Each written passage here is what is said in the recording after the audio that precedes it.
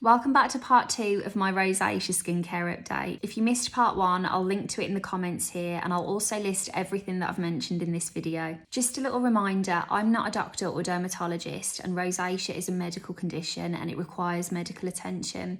So if you've got any kind of problems with your skin, please do book in and see your doctor. Now that said, something that I am lucky to do is get to talk to dermatologists a lot through my job, so I'll always try my best to pass on any tips that they've shared with me. So now that I'm not in a rush, I'm going to actually come back to SPFs. These new Avene SPFs, there are various different types, are really lovely and hydrating, and I think they're brilliant. Sometimes I hear from people that say, right, I've got to put my SPF on, I've got to put a moisturiser on, I've got to do my makeup. This is a lot of layers and a lot of time in the morning. If you want one rich step that's going to hydrate your skin and provide your full SPF coverage, I would really recommend an Avene SPF. Another one that I used a lot over the summer was this Vichy Capital Soleil UV Age Daily. This is the most lightweight SPF. If you want something that is barely detectable and you can barely feel, I would definitely recommend this one. It's one of the biggest barriers, I think, that people will say, oh, but you know, it feels too full or whatever. Try that and tell me that that's too full for you, because it's actually really lovely and lightweight. Another new launch that is a bit more of an investment, but I would tell you that in probably 10 years of using this brand, I am yet to try something that didn't absolutely deliver. So if you're looking to invest a bit more and you wanted to stretch to it, I would recommend wholeheartedly is Zelens. Dr. Marco Lenz is one of my favourite skin authorities. He is a really kind of direct, no-nonsense approach to any kind of skin condition.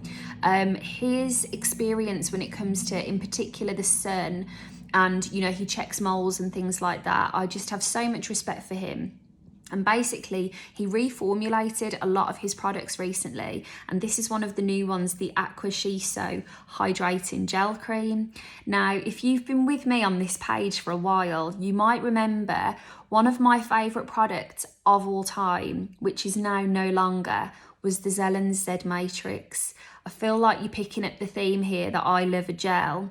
Z Matrix, I could tell you all about it. It said on the jar that it was an energy and moisture infusion, and it was just like you could see and feel a difference in your skin the next day. I absolutely loved it. If you were a Z Matrix kind of person, this is the closest thing I think that I've tried from the new Zelens formulations to Z Matrix, but it's quite different. Now, this gel, when we say that this is lightweight, it honestly gives a whole new, what's the word I'm looking for, meaning to the word lightweight. What I will say is that it's very hydrating and it hasn't exacerbated any redness or anything for me. If you want something essentially that feels like nothing, but is doing a really deeply hydrating job, then this would be a lovely one for you. But as I say, you can't really go wrong with anything from Zelens. I'm just looking in front of me now. Another one that would, again, be a bit more of an investment if you wanted to stretch to it and you were able to, I would recommend, is the Murad Hydrodynamic Ultimate Moisturizer. Ultimate Moisture, sorry. Very, very simple, buttery hydrating cream. There's a real theme here, as you can tell, and ultimately any of these options that I'm giving you are rich creams that are going to help to repair the skin barrier, reduce the appearance of redness. You can see actually with this one, I'm reminded, it takes a little while to melt in. I noticed this, I'll take it down my neck sometimes as well. But it is a really lovely buttery finish, and it stays quite buttery to the touch. Now, another video that I'm definitely going to make to follow up, I made a video the other week about please let me know if you're having any problems with your foundation and we'll go through them. And then I said this whole thing about like, let me know all of your questions and I'll answer them. And I've just been flat out with work since I said that to you, but I will go back to those this weekend. but basically loads of them that came in were rosacea skin related. So I'll definitely make some makeup follow-ups, but one thing I would tell you is that it can be really good to have something really buttery like this under your makeup if you're struggling to get it to last and sit really well. Okay, one more that I wanted to mention, because I know I'll get a lot of questions about this, is the It Cosmetics Confidence in a Cream. I've been the UK and Ireland brand ambassador for It Cosmetics for 5 years now. I absolutely love the brand. I would recommend It Cosmetics to anybody wholeheartedly. Now, this particular moisturiser is the best seller from the brand, and it's recently been reformulated. If you know It Cosmetics, one of the things that we always say is that it was developed with plastic surgeons and dermatologists. And this moisturiser is really designed to be your all-rounder. You've got ingredients in here like collagen, peptides, antioxidants, colloidal oatmeal, which is really lovely and calming, hyaluronic acid, ceramides, you name it. But they recently increased the strength of some of the active ingredients in here, as well as adding things like niacinamide. Now, if my skin isn't particularly exacerbated, red, irritated, I can use this comfortably. But because they've increased the strength of those active ingredients, if I'm having a bit of a flared day, I wouldn't necessarily use this. And I just wanted to mention this as part of the video, because I know so many people I have on here, there's like a melting pot maybe of why we've become friends. Maybe you've got Redness, maybe you love It Cosmetics. So just to have touched all bases, I wanted to put it in. If you experience any redness or symptoms like that, the one from It Cosmetics that I would always tell you to beeline for is the Confidence in a Gel Lotion. This is a really densely hydrating, you guessed it, gel. Really lovely, fragrance free. You've got things like glycerin in here that are going to be really hydrating. This is one that even on my worst day, I can use this without any problems.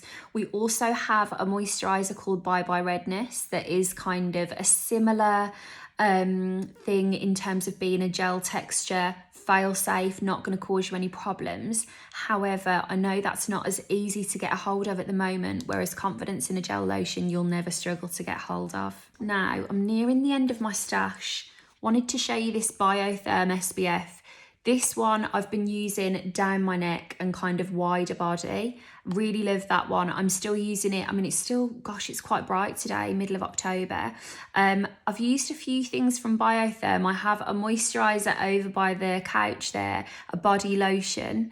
I've been using that as well. My whole body, I don't know about you, has just completely dried up this winter. So really am enjoying using that one. Another lightweight one that absorbs really quickly. And one other one that I wanted to show you is the StriVectin lip mask. This is one of the best products I have ever used. Again, I know I mentioned this earlier on. I actually started to use this because StriVectin wanted me to make a TikTok using it.